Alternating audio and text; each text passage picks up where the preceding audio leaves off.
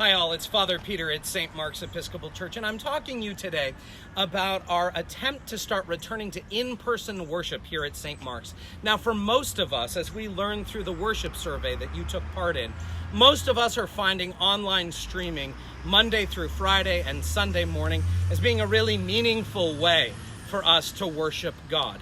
And I'm so grateful that we are able to offer that resource. That said, there are still about 15 or 20 folks who either don't have internet, don't have a good system to utilize, or simply find online worship incredibly difficult. And we recognize as a church that we want to meet their needs and help them connect with God and one another. So to do that, as you know, the vestry has decided we will attempt to return to in-person worship on Wednesdays at noon. Now, this isn't going to be like the usual Wednesday service. It's going to be a service of prayer, of sharing, of scripture, and of preaching. We won't have Holy Communion at this time. So I want to walk you through what that's going to look like. First off, it's going to take place right here, outside on our beautiful church grounds. Now, you might be a little concerned about that, so let me talk you through it. You don't have to park in the parking lot like you usually do.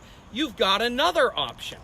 What we're inviting you to do is go ahead and drive into church and simply pull up on the edge of the lawn. We will always be worshiping when we're outside, out under the trees, so we have shade.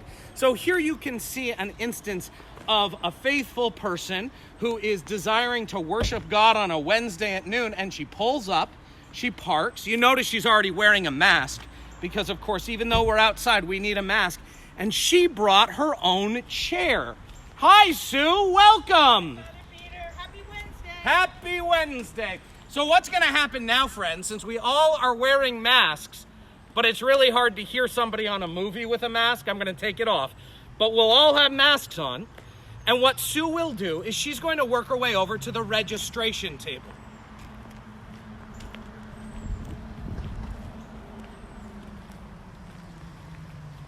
Now, there are a few things here at the registration table. First, there's a list of those of you who will have called ahead of time to the church office or sent an email saying that you want to come to church that Wednesday.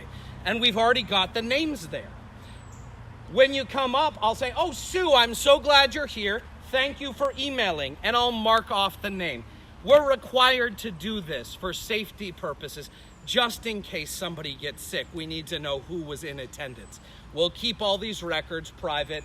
Nobody will have access to them unless they're needed.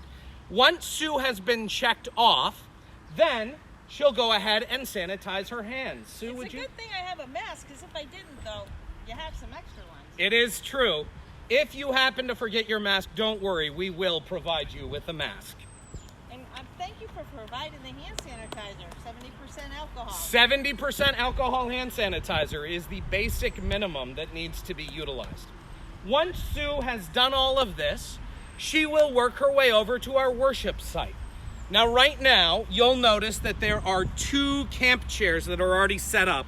One is mine and one is Deacon Eric's. The rule is you have to stay 6 feet away from each other. Now, some of us may have a hard time knowing how far that is. So we have provided handy little indicators. They're called tea light candles. And Sue can go ahead and pitch her camping chair anywhere on one of those candles. I like this one. If more people come, we can always spread out even more, of course.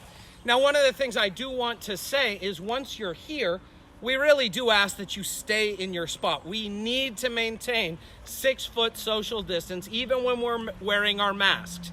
It's a simple safety precaution we all need to take. Once we're here, if you happen to need any prayers or any additional resources, I will provide individualized, printed out copies of prayers and scripture. You don't bring a prayer book. You don't need to worry about any of that. Everything you need will be provided, and you can take it away with you at the end, just like you can take your camping chair. I want to mention, if you don't have a camping chair, we will have a mechanism to help you with that. So don't let that keep you away from registering for service.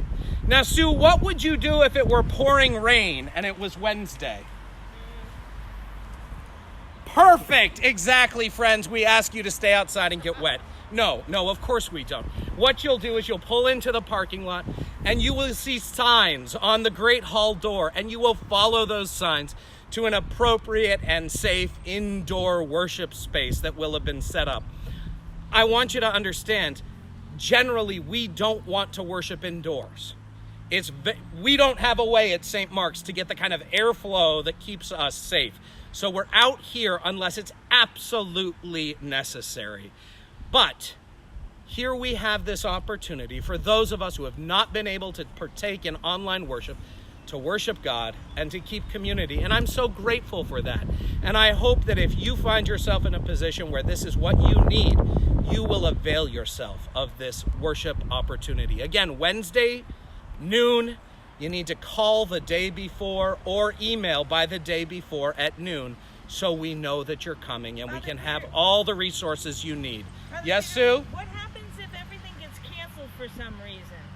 If for some reason we've lost power at the church, we can't get inside, you've already pre-registered. So that means I have a way to call you and let you know that we don't have services that day. That's exactly what we'll do. Many blessings. Thanks for watching the video. If you have other questions, you can speak to me or any member of the vestry. I'm sure they'd love to talk to you about this. All right, everybody. Blessings and goodbye.